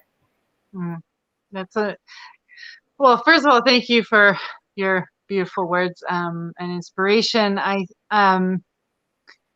It's a tough one because for me, growing up, and I'm really thankful to have had parents that were they didn't see me as a girl. They saw me as a person, and they really set me up to believe that I could be and do anything that anyone could do. And so I do think that kind of starts from like a grassroots level where you're what you've believed growing up makes a big difference. And so I'm thankful to have had parents that really, they didn't treat me like a girl. They just treated me like somebody that wanted to do something. And so for me, the way that I viewed myself in a group was not as a woman at first. Growing up, it was always like I was the one playing tag football with the guys, rolling in the mud, beating them in races, playing baseball, playing whatever, with the guys. and I had a much harder time relating to females in general, and I still do to a certain extent. But after the alone experience, and really bonding with people like Callie from my season, and Monia from season 6, and Nikki from season 6, I've realized that like being a woman in the wild has its own strengths to it, and so I've started to almost embrace my womanhood more than I have in the past, because almost when growing up, like almost thought it was a deficit to being a woman, and so I didn't really want to identify as being a woman, because being a woman meant you had to paint your nails and wear makeup and, you know, wear tight clothes and that kind of thing. And so yeah, I kind of have only now started to accept that I can be a woman, be feminine, and be strong. And you know, people like Camber Christina, who go out on these solo adventures, that's really inspiring, I think, to a lot of people, because for me, like, I've got Dave, and so it might be easy for people to see us as like this power couple and see me less as like a strong individual woman. And that's one of the reasons why the alone experience for me was so important, was to kind of reclaim that independence of being like a strong female alone, so that I could be a stronger partner. And so the advice to me, you know, in this whole kind of topic would just be to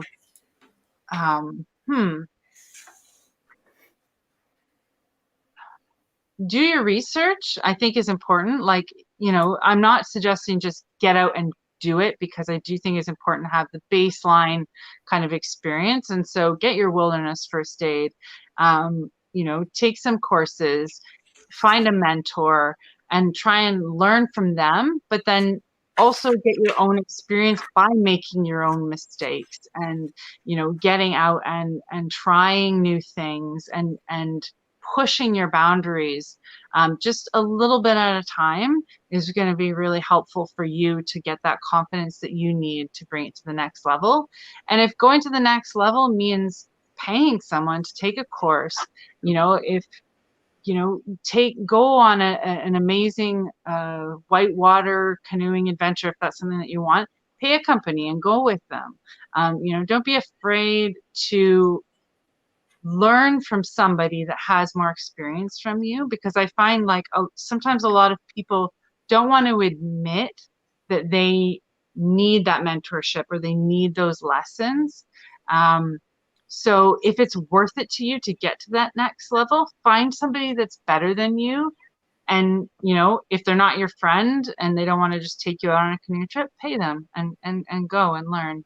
And then start at your limit for your personal trip, and just push it a little bit further each time.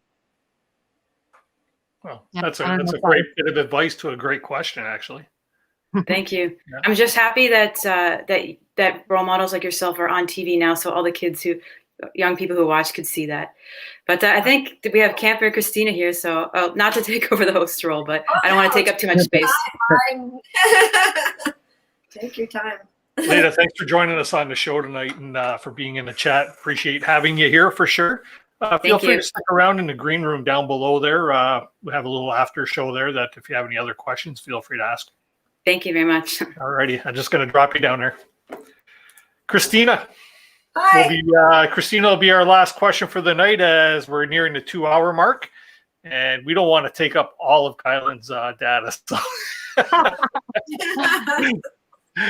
So what do we got, Christina? Great headband too. As well, you know, I had to put on this is how I watch my Alone every week, waiting for Kai to come on the TV. My mom was FaceTiming me watching too, so because she knows.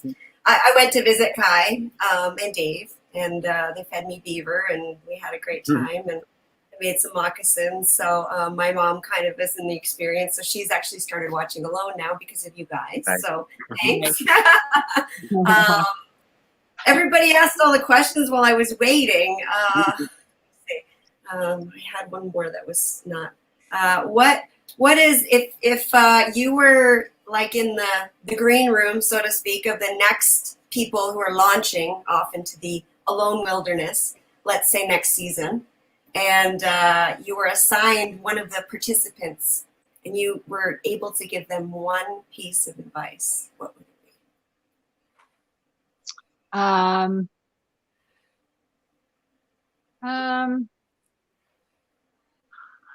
Well, for me, it would have just been don't be so hard on yourself. Just like celebrate all of your small victories. And for me, like I really did enjoy the experience, and I did celebrate every time that I had gotten a bunny or whatever. But it was always just like, great, I got a bunny, now I need another one. And it was like, I just think try and be less hard on yourself, and acknowledge your experience and your accomplishments as they come. Yeah. And in saying that, you did something absolutely incredible. There are so many people out there who were rooting for you, including myself, who wanted this for you, who are so utter. You won. I don't care what anybody says. You won 80 days. That's ridiculous. And you deserve as much respect as anybody. You did an amazing job.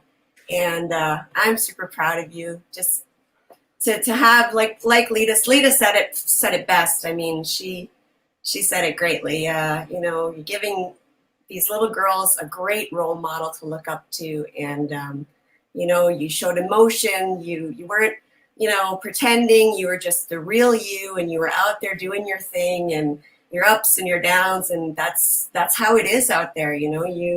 I've never done, that many days, but like, it's like that, you're talking to yourself, you're singing songs, and one minute you're happy and the next minute you're crying, and, it's all part of it. And you showed that real adventure, I think, to so many people. And I saw some of the pictures, there's little girls dressing up like you, and, well done, really well done. Thanks so much. Awesome. Thanks, Christina. I appreciate it. Feel free to stick around in the green room there. And we're just going to close up the show. We'll talk to you in a bit. Thanks, Christina. Well, guys, we held you on for 2 hours. Time flies and you're having fun. You know what? You guys, both of you are actually an inspiration to many people. To do the things, live the lifestyle that you live, and to share all this with other people. 2 thumbs up to you. That's awesome, and I'd love to get out on one of your trekking adventures. That would be a new bucket list item for me. So we would love to have you. Awesome. Well, you know what? I may get some more information. Anyways, we're gonna call a close to tonight's show. Just so you know, Kieilyn and Dave will have a couple minutes here after the show closes. So don't go anywhere unless your internet dies on you once again. Just gonna close things up. Kieilyn, Dave, thanks very much for coming on the show tonight. Truly a privilege to have you on the show. Much appreciated that you would bless the show with your presence for sure. I appreciate it very much. Thank you. Yes, yeah.